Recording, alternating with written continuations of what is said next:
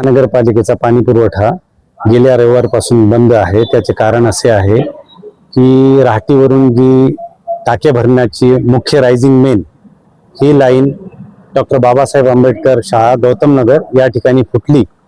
त्यामुळे शहराचा पाणी पुरवठा मागील 8 दिवसापासून बंद होता।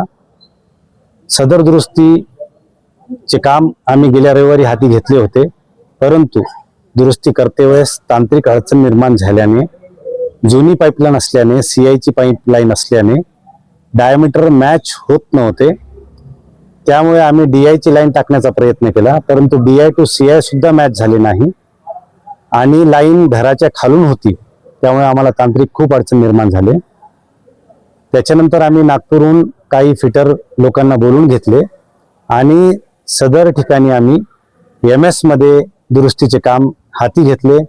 त्यासाठी लागणारे साहित्य आम्ही टेंभुर्णी, औरंगाबाद, नांदेड, नागपूर या ठिकाणाहून मागून घेतले आणि दुरुस्तीचे काम आम्ही अंतिम टप्प्यात आहे। आज रात्री 9 ते 10 पर्यंत दुरुस्तीचे काम पूर्ण होईल। उद्या सकाळी सोमवारपासून शहराचा पाणी पुरवठा पूर्ववत होईल याची मी ग्वाही देतो।